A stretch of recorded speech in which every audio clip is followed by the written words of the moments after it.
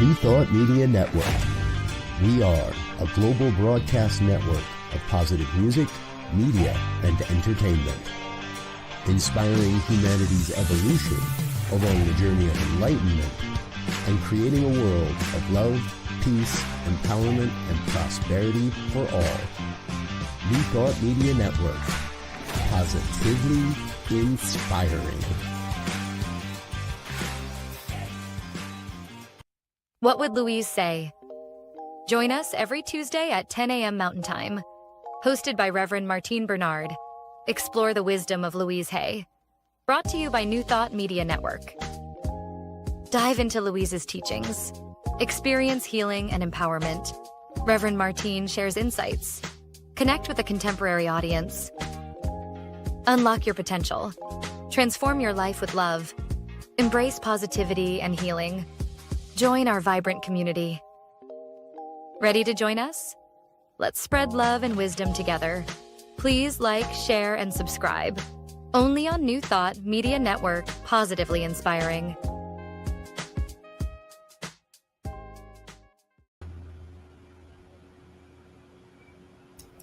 Hello, hello, hello, beautiful souls. How are you today?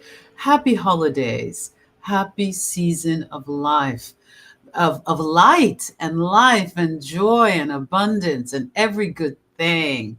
I'm so excited. I am your host, Reverend Martine Bernard, and this is What Would Louise Say?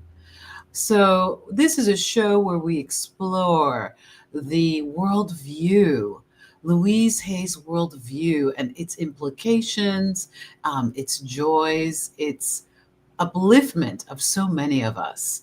So this show is a sacred place, a place where we remember Louise's timeless truth, that self-love is not a luxury, beautiful ones. Self-love is not a luxury. It's a life-saving spiritual practice. So Louise taught us that our thoughts create our experiences, that compassion heals what judgment cannot. And when we learn to love ourselves deeply, miracles unfold. So I have a miracle worker who's here with us today. This conversation today is especially close to Louise's heart and to mine because we are exploring healing shame, reclaiming self-worth, and becoming our own inner advocate. So, I'd like us to just take a breath right now and say to ourselves, I am open to healing. I am open to love. I am open to the truth. So my guest today is Chris Tompkins, a licensed marriage and family therapist, an author, a speaker, and a spiritual advocate whose life and work are profoundly shaped by Louise's You Can Heal Your Life. Chris discovered Louise's work in 2012, and during a time of deep personal searching, as Louise often says, the book finds us when we're ready. His message that our thoughts matter and that self-love is transformational changed the way Chris saw himself and the world. So Chris has done Heal Your Life Workshop Leader training in 2013. He also was invited to teach for the Tilly Life Center, a nonprofit that integrates Louise Hay's philosophy into social emotional learning for teens. And through this work, Chris has brought Louise's teachings to profound places of need, like the Central Juvenile Hall, Penny Lane, and the Los Angeles LGBT Center. So welcome, welcome, welcome, welcome to this master teacher. Chris, it's so wonderful to have you here on our show. Welcome. Thank you. Thank you for that introduction. Thank you for having me. It's wonderful to be here. Oh, you're so welcome. And you're glowing. I'm in my winter. I'm here on the East Coast and Chris is on the West Coast. So he looks a little bit lighter. Yeah. Wearing lighter weight clothing. Yes. Yeah. We're not It's here. not, yeah, it's not chilly over here. It's still kind of warm. Exactly. It's a little chilly, so I have my cozies on Mm, here. mm, So, Chris, could you tell me a little bit about how you discovered Louise's philosophy? And what was that encounter? I think everybody has what I call a Louise mm, or a Lulu, as she was called, a mm, Lulu encounter that mm. changes our lives. Yeah, I love that. I love that. I've not heard that Louise encounter, but I certainly had one. I had moved out. I'm from Tucson, Arizona originally, and so I'd moved out to Los Angeles in 2008 for a job, Yes. and it was kind of a dream job, and doing a lot of LGBTQ advocacy work. And after I had come out of the closet, and I really wanted to immerse myself, and so when I came out to Los Angeles, I was so excited for this job, and yet there was something that was missing, and I couldn't explain, I couldn't articulate it, because I had this wonderful office, like a corner office with a view of downtown Los Angeles, going to a lot of LA kind of Hollywood parties, and working for a national LGBTQ organization, being around a lot of people who were similar to myself, and yet again something was still missing. So I started to I do believe that books are like messengers, and Yes. when we're ready, they'll appear. Books will fall off the shelf. And That's beautiful. yeah, and at that time I was starting to kind of rediscover books. And I remember I was at a bookstore. I had started working with a spiritual life coach, because I had lost my job.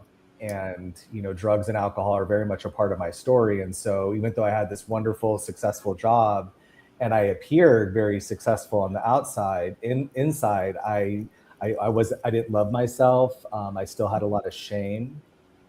I think for me, shame isn't like a light switch. And for me, coming out of the closet, although things certainly changed, it wasn't like a light switch, and all of that shame that I had carried for so long just fell away. I still was carrying it. And so I was working with a spiritual life coach, and I was meeting a friend for a book signing. And so I was starting to kind of understand spiritual kind of concepts. And I like to say, for people that aren't familiar with or have never lived in Los Angeles is known for, of course, Hollywood, the entertainment industry, the kind of the glitz and glamour.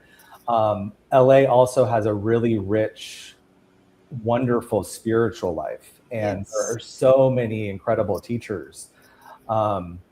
So I was starting to go to Marianne Williamson, see her lecture in A Course in Miracles.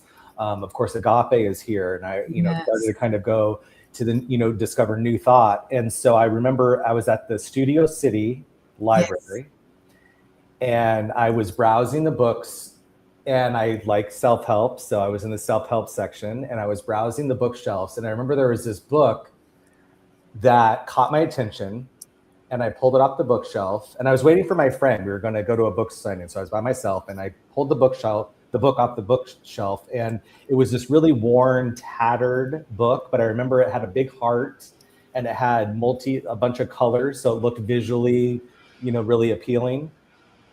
So I remember I was standing there flipping through the book, and I was kind of, reading some stuff in the book. And I was like, wow, I'd never read some of these concepts. So I remember sitting down. This is when, the book's really drawing you in. Yes. Instead of standing there just kind of flipping through, I was like, I need to find a seat. So I sat down, and I started flipping through again. And the book seemed really old.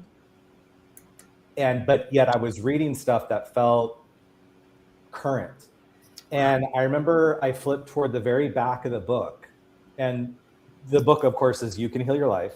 Yes.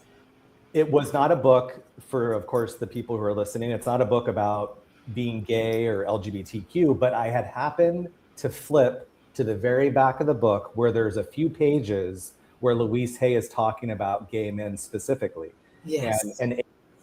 And so I was reading, I just happened to, come to those pages, and I started reading it. And everything that she was saying was true to my experience, what I had just shared with you. And I was confused. I remember being confused because the book seemed old, and yet again, it was very current, modern. Yes. So I remember She flipping was to, ahead of her time. She was ahead of her time. right, and the things that she was talking about, especially specifically for gay men, were still really relevant. And so I remember Yes. flipping to the front of the book to see when it was written, the date. And I remember reading, and it said 1983 or 84, I think it was.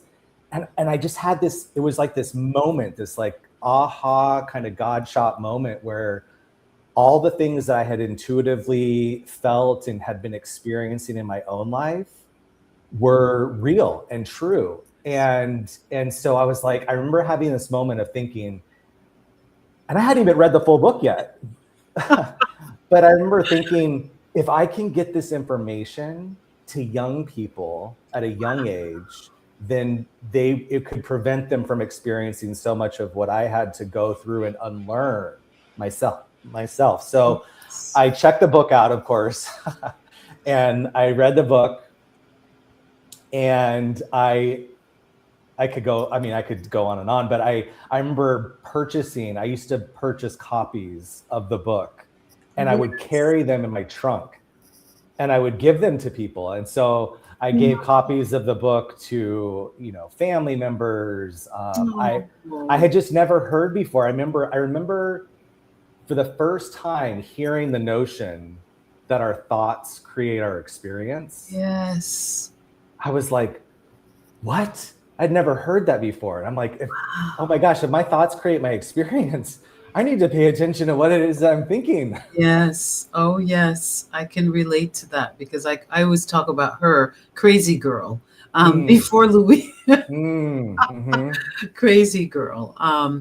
And I've spent a lot of time in Los Angeles. I'm really, really blessed to call Reverend Mike. My best friend is Reverend Michael's kind of one of his assistants. She's the youth minister. Anyway, I met him about 20 years ago. He was famous in LA, but now he's globally famous.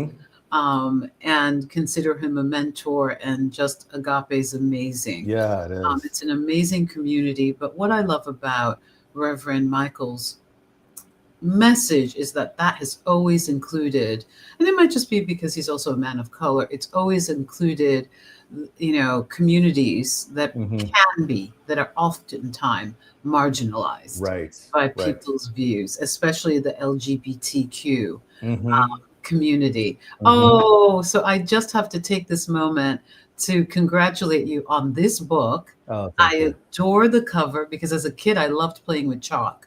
My brother was an artist, a visual artist. I'm the singer. But I would play with his chalks. There was always chalks around. And I remember chalk from school, of course. Please tell us, this is a segue. Please tell us about your book, about this mission. Because this seems like a call. For sure. And a mission. And where can we find the book? So let me get to that first. Yeah, the book is, thank you. The book is available wherever books are sold. And yeah, this book, I wrote the dedication in the very beginning of the book, the acknowledgement section. I thank Louise Hay. And her book, I could not have written this book without having discovered Louise Hay and her teachings. And so much of this book is informed, is infused. The title is Raising LGBTQ Allies, but take away the title and it's very much a spiritual book. Chapter 3 of the book is pretty much my experience of Louise Hay and Louise Hay's inspiration for me of being able to redevelop a relationship with a higher power. Because I said that in the book, I don't think I could talk about this subject without addressing God and religion. Even though this is not a religious book, I don't think I could talk about this without at least addressing people's, and especially living in the United States, are kind of understanding as it relates to religion and sexuality and sex. And that's where a lot of the shame comes from. So that's right. Yeah. Let's get into it, Chris. Yeah. Let's talk about that chapter 3 and just how there's this conflation. I mean, it's just, it comes together Mm-hmm. where people equate sexuality with guilt because of our Judeo-Christian heritage. Mm-hmm. I've been blessed to have lots of Jewish friends. I have a Jewish ex-fiance, and he would always say to me, "Well, Jews, it's sex isn't a big deal for Jewish people. There's not all of the way it is for Christians." Mm. And it really, really is. And people's judgment of themselves. But for me, what blows my mind, because Jesus, the greatest guru, was so loving to everyone, Mm-hmm. and especially those who are, quote unquote, the outcast of good, quote unquote, society. Right. It's so astonishing that a lot of the anti-gay or anti-LGBTQ rhetoric comes from spiritual people or people who Right. claim to be followers of Jesus. Mm-hmm. Mm-hmm. And that's what I love about New Thought, because, my beloved viewers, we don't really care about that. Mm-hmm. We are all about, and Louise was also all about, empowering you. Yeah. And getting you to love that inner child that has been rejected, judged by you, judged by others, and reclaiming that love. Mm-hmm. Because when we reclaim that love, there is healing. Yes. There is healing, and we behave differently in the world. Mm-hmm. Not to monopolize this moment, but I cannot. We are sending out love to those who went through the experience on Bondi Beach during the first few days of Hanukkah, to those people, to individuals, to the communities of Brown University, and we're holding in our hearts, the sad passing of oh my goodness, I'm forgetting his name right now. The lovely Rob Reiner, his wife. And it was very interesting. I woke up this morning, meditated, and Spirit was like, they've already forgiven their son, because once you're in Spirit, you know the truth. We are the ones on the planet who are grieving. We are ageless, timeless beings, but there's so much shame. There's so much anger, and that shame, when it's not healed, and we don't love ourselves, can be turned outward into energy that then attacks others. Right. You're a clinician. You've gone in depth. You have the synthesis of Louise's work, and then also your understanding of psychology as a clinician. Can you speak to that for us? Yeah, absolutely.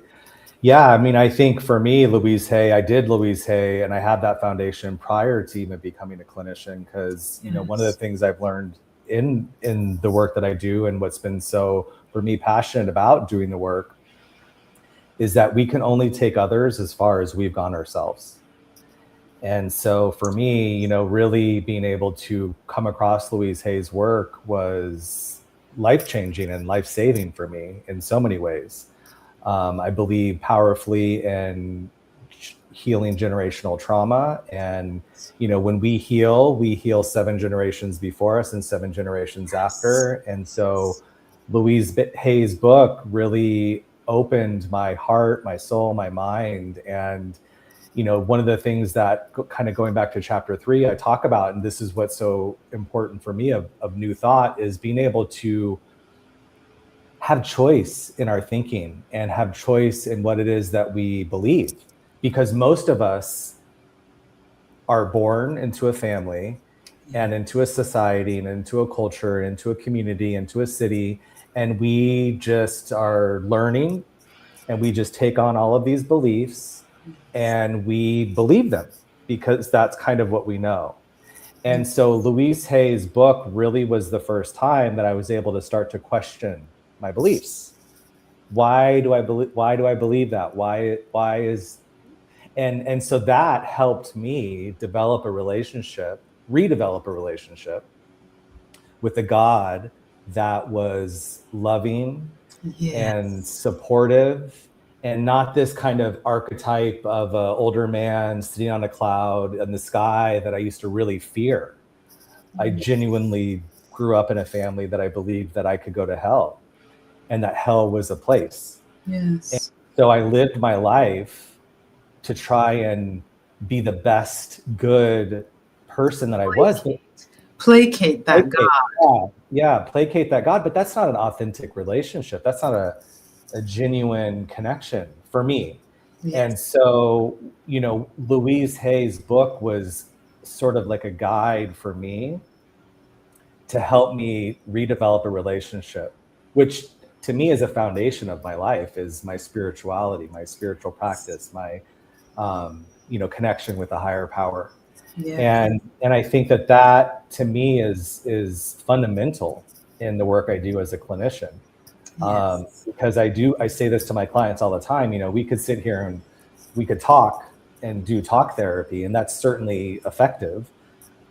And you're also a body, and you're also a mind, and you're also a spirit. And so what are we doing holistically to approach all of those elements? Because we carry shame and trauma in our bodies. And I think one of the most difficult things, I don't know if difficult is the right word, one of the most damaging is the right word, is for a child to believe that they're separate from God, or that God is not available to them because of something about them.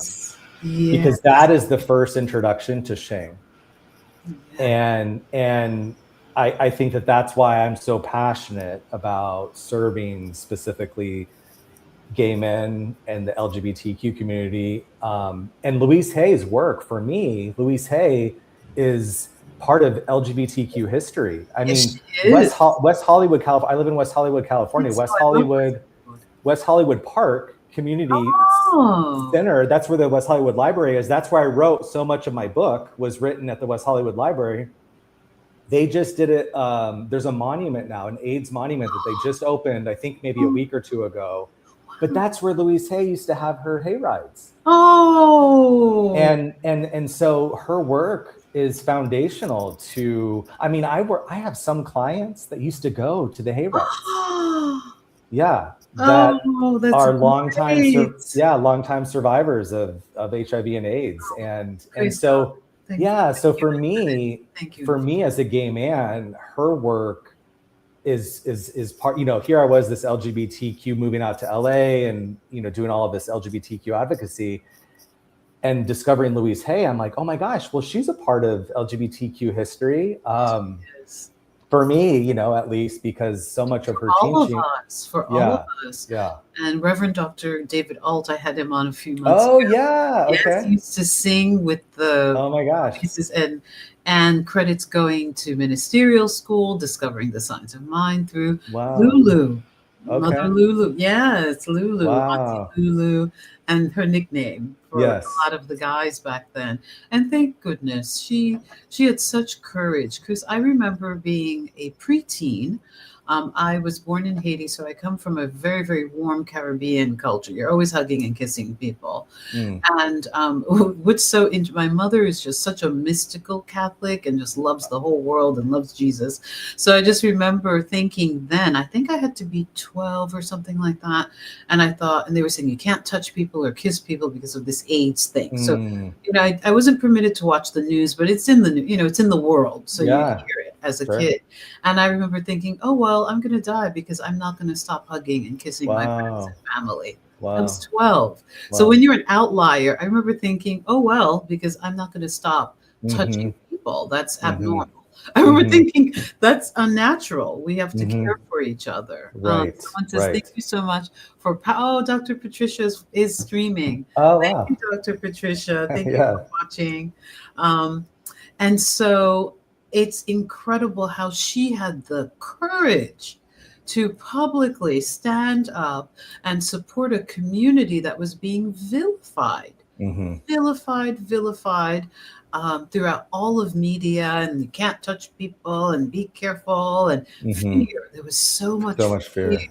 in the air. Not in my particular family. My parents had just kind of immigrated here, so it was different. But I was here as a kid, but that fear was around me. But I made this decision not to buy into it. I thought, oh, well, I'm going to keep on doing what I'm doing. I'm going to keep on loving. Right. And I feel as though that's what Louise actually decided to do. Yeah. And reinforce the principle that we're not going to talk about it. Ain't it awful? You know, Right. talk about how bad it is. Right. We're going to look for the good and share the good. And it's so interesting. I feel like it reflects a lot of, it's similar to what's happening today. Yeah. There's a pandemic of indifference. Pope Francis said that, Right. you know, people, the caring, selfishness, but there's also for young LGBTQ kids, I mean, the shame and the shame that religion, you know, this whole idea that you're not worthy of God's love. Right.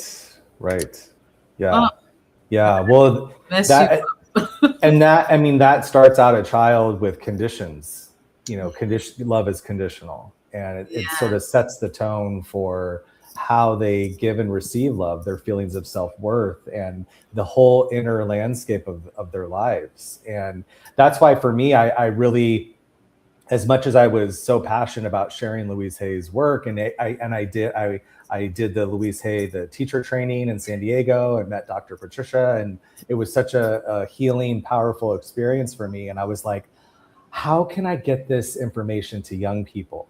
Yes. And so then that's where Tilly from Tilly's Life Center also had read Louise Hay's book, You Can Heal Your Life. And she, for your listeners who are familiar, Tilly's the clothing company, and Tilly's Tilly's an actual person. And so she, with another Heal Your Life teacher, developed a curriculum based on the teachings of Louise Hay. And they met with Louise Hay before she passed and got her blessing. And so this program called Tilly's Life Center is based on the teachings of Louise Hay. It's infused with the consciousness of Louise Hay. And so after I had done the training, I received a phone call or an email that they were looking for teachers who had experience with Louise Hay, the Heal Your Life teachers. And so I went to Tilly's house. It was kind of the first group of facilitators, and they taught us the curriculum, which again was based off of Louise Hay's material. Wow. And the teacher training, kind of the workshop. And so I lived in Los Angeles. Tilly's Life Center is based in Orange County. Okay. And so they were pretty much like, well, Chris, like, because Southern California, the drive to go from LA to OC is pretty far. The drives. Oh gosh. Right. So I was like, I need to find programs here in Los Angeles that I can teach this to. And so I thought about the places that would, for me, a lot of LGBTQ youth or youth that could really benefit from this kind of material. And so I started teaching. We brought the program to Los Angeles Central Juvenile Hall. And because I met someone at an LGBTQ mental health youth conference, and I'll share this story because it was so powerful to me. And this kind of goes back to the shame piece and the religion. Yes. Is this organization called Penny Lane. It's one of the largest child welfare agencies in Los Angeles County.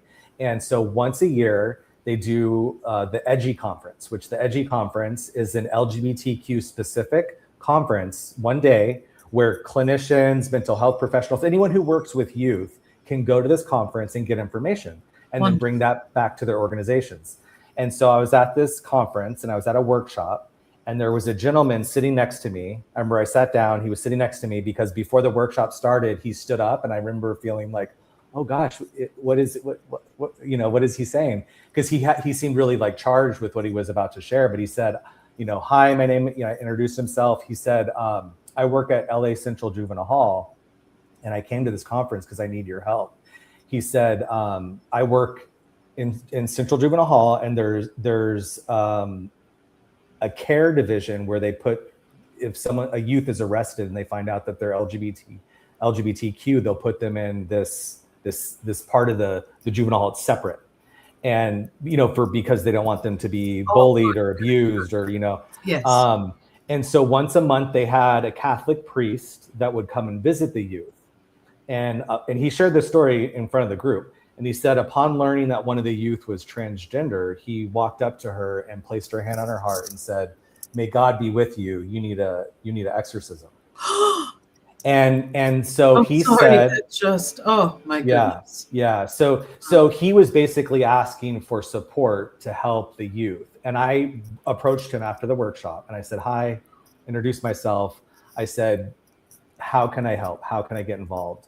And so I met with the team at LA Central Juvenile Hall. We had to kind of pitch the curriculum and the program. And so for almost 3 years, I taught at LA Central Juvenile Hall, and we worked in the care division. And I worked myself and my co-facilitator, Kiki, and we worked with the boys. They had separate units, boys and girls, and we would go in there and teach these young people about self-love, about the power of their thinking and their choices. And because what I realized working at Central Juvenile Hall is, in my belief, is that no young person wakes up and then just decides to go do something that gets them arrested and then put into juvenile hall. They come from families or situations or experiences that has informed their self-concept and their beliefs about themselves and the world that they live in. Yes. That contributes to those choices. And so a lot of the youth that we worked with, I remember doing one of the classes is called Who Am I? And we get to ask them to write, we're teaching them about affirmations, and we call them empowerment statements because they're young people. But I remember this group it was boys, because again, they have them separate. And it was this group of really tough, kind of like what you would, think of when you're in juvenile hall, and these tough guys. And I remember I had them go around and share what they wrote. And I had been teaching there for a few weeks, so they kind of knew who I was.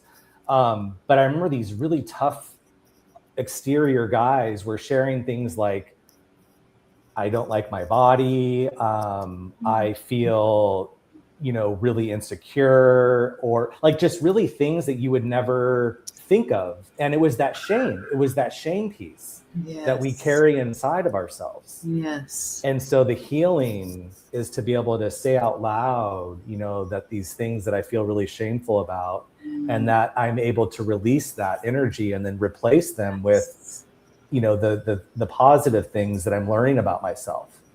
Yes. I cannot, a road trip to love.com, Chris's website, this Raising LGBTQ Allies, a parent's guide to changing the messages from the playground. Mm-hmm. We need, because those messages get in. There are messages, there were things that were said to me by other kids that I remember. Right. Yeah. That actually were subconscious, like downloads that went in that I'm still having conversations with. Right. After all of my inner work. Yep. That's what's so astonishing about it. Yes. Things that were said to you as a child, right, that created a limiting belief. Beliefs that manifest that I'm, that I still go, Martine, come on. Right. Yeah. And I love what you said in the beginning. Self-love. It's a practice. It's a lifelong spiritual practice. And, Messages from the Playground, the subtitle of the book is what I refer to it, because I believe the power of the subconscious mind. And so messages from the playground are the subconscious beliefs that we all have. It's a metaphor because I believe that the playground is the mind, and the messages are the unconscious beliefs. And so no matter who we are or where we come from, we all play on the same playground. You come from Haiti, I come from Tucson, Arizona. No matter who we are or where we come from, there are certain societal beliefs that we unconsciously absorb based on the collective consciousness. That subtitle is really, it's the through line. Yes. It's the core message of the book, is that it's so important for us to uncover, no matter who you are, whatever your identity is, what are the messages from the playground? What are the subconscious beliefs that you've absorbed or taken on? And then how to unlearn them, how to take them out, how to become aware of them. My book is broken up into 3 sections. awareness, willingness, and change. Wow. And, we can't change anything that we're not aware of, I should say, is that once we become aware of something, we can't become unaware of it. That's right. That's right. So, my beloveds, this is our little segue. We're going to take a quick break. This is Rev Martine on the What Would Louise Hay Say show, and we'll be right back. Please help us say thank you to our organizational sponsors, including the Hefferland Foundation, Affiliated New Thought Network, International New Thought Alliance, Science of Mind Archives and Library Foundation, Center for Spiritual Living Denver, Center for Spiritual Living Midtown, New Thought Philadelphia, Planned Happiness Institute, Summit Center for Spiritual Living, One Heart Retreats, Center for Spiritual Living on the Lake, Unity Kitchener, Unity Spiritual Center Ottawa, Om Center for Spiritual Living, Satya Center, Begin Within Ministries, Center for Spiritual Living North Jersey, Unity of Savannah, and the Center for Spiritual Living Seattle, as well as all of our individual donors. Thank you for being part of the New Thought Media Network. Please like, share, and subscribe. New Thought Media Network, positively inspiring.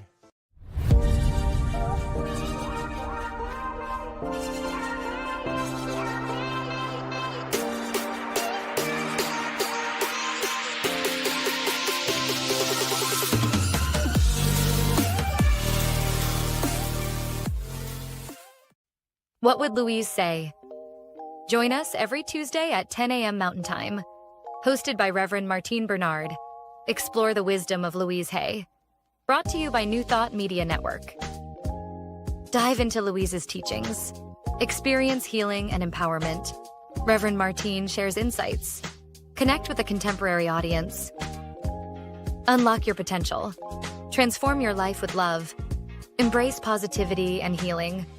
Join our vibrant community. Ready to join us? Let's spread love and wisdom together. Please like, share, and subscribe. Only on New Thought Media Network, positively inspiring.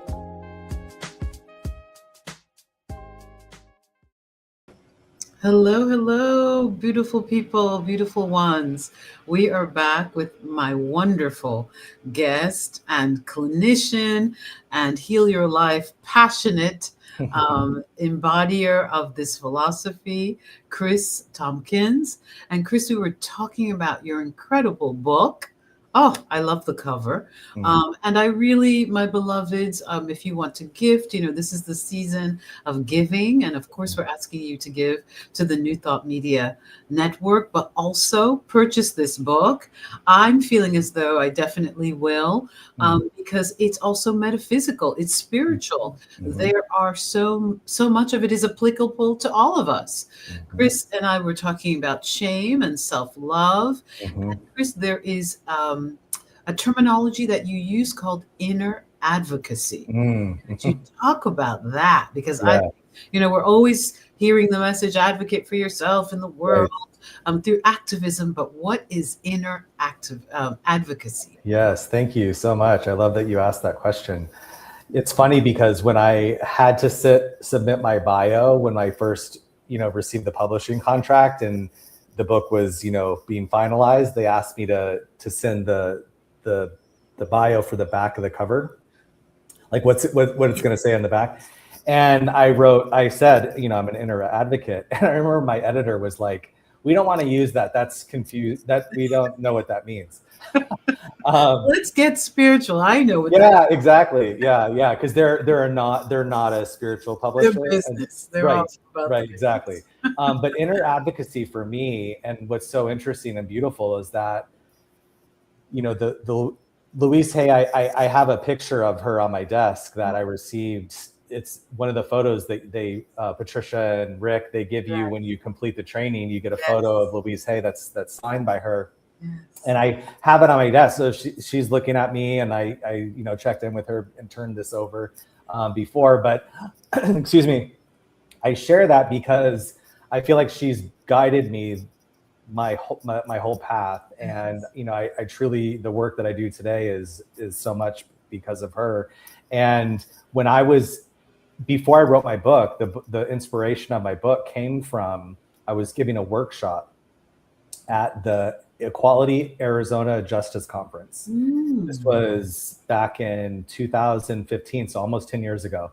And I was giving a workshop at this conference, an LGBTQ specific conference, about self-love and the power of inner advocacy to make us effective outward advocates. Yes. So if we want to be effective outward advocates in the world, yes. we have a whole inner emotional landscape that needs tending to. Yes, and so for me, inner advocacy comes before outer advocacy. Amen. So how can I tend to my inner world that makes me strong and powerful out in the world? That's right. And so I share that because at that workshop, I was giving that workshop, and it was like, no one there had, heard of this notion of self-love. Like how can self-love help me be a better advocate? Wow. And then after that workshop, after that conference, I went home, and the whole story of my book was born at that visit home. Wonderful. And so I share that because my sort of message of inner advocacy came from the teachings of Louise Hay. That's right. And your practice. And my practice. And then it was from that sort of delivery and sharing of how can we be LGBTQ inner advocates that sort of opened the door to this family experience where my nephew asked me a question that inspired the book. Oh, can you talk a little bit about that, Chris? Yeah, sure. It kind of goes back to the shame. I think, again, kind of going back to the title of my book, Raising LGBTQ Allies, take away the title LGBTQ. And I believe that being able to have open and honest conversations with children at a young age can prevent so much harm. Oh, yes, it can. And so many of my clients, whenever I'm talking to them and they're sharing with me about their, their experiences or their childhood or their parents' divorce or their father's addiction, or, I ask them, how was that explained to you when you were a kid? How did you learn about that? And most of the time they say, well, it wasn't explained to me, or it wasn't talked about. That's right. And that's how shame develops. Shame develops in the secrecy and the silence and the judgment. Yes. And children are truth detectors.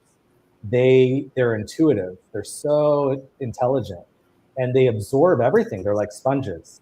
Yes. So for me, my nephew, I was at a family. My mom had a bunch of my relatives and family friends over. I was in town visiting. And a childhood friend she's female, was sitting next to me. And my nephew at the time, who was 6, was playing in the living room with all the kids, like little kids do. They're running around and playing. And like kids do, they have a thought and they'll ask a question, whether it's at the store or in public, or, they have the thought, they ask the question. Yes. So he had the thought, probably running around, and ran over to me. And in his little kid voice, he whispered / talked out loud, Uncle Chris, is she your girlfriend? And I remember everyone's the way that it was like time slowed down. And I remember observing everyone's facial expressions. Like they all were kind of like, I could feel the shame, like, oh, this is uncomfortable. I had just come from this workshop, Yes. like I said. And then my nephew's asking me if she was my girlfriend. And then like kids do, he didn't want to sit down and hear me explain to him. He thought it, asked the question, and then ran off and played. And run back from the mouth of babes. It's Exactly. like spirits, like this. Right. The show is on. The show, yeah. But later that night, I started to think about, wait, why did he ask if I had a girlfriend? I guess I just thought that my sister had already talked to them about, me being gay or having a gay uncle. And then I started thinking, oh, wait, maybe my sister hasn't talked to them. And so I started to the next day ask parents that I knew who had kids. I have a big family. I come from a big Italian family. And most of the parents I spoke with were like, oh, we thought about it, but we don't know what to say. Or, oh, they're too young. I got a lot of they're too young to understand. And then I realized, oh, this is the shame. This is the shame. Yes. They believe that they're too young. And behind that is that there's something wrong or different or bad. So we're going to wait until they're old enough. Because that's a great explanation. That's the code word. Right, exactly. They're too young. Right. They're too young. But my whole thing was like, well, if he can understand girlfriend and boyfriend, then why is he too young to understand boyfriend? And that's when you want to share it, because children don't have the same prejudices that adults do. No, they're innocent. And children are they're questions, and I say this in the book, they're questions that they ask, and children ask a lot of questions. Their questions are informed from what they're learning. Exactly. So my nephew, based on his learning, mom, dad, school, sees parents, man, woman. So he's simply asking the question based off what he's learning, which truly innocent, and our society is entrenched with heteronormativity. And so the normative is heterosexual.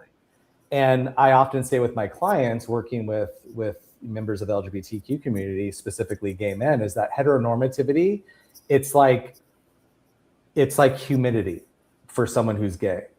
You can't necessarily see it, but when you're in spaces, you can feel it. It's thick. Wow. Well and said. so it's this feeling that a lot of, and that's where, for me as a gay man, I realized this is the inner advocacy, is I realized, oh, there's still shame that I even have. You know, how easy it is for me to live in LA and be openly gay. Whenever I would go home to visit, it's really easy for me to code switch and to go back into, kind of my masculine gender expression. Yes. Because that is what I learned that kept me safe when I was younger. Precisely. Wow. This is so profound.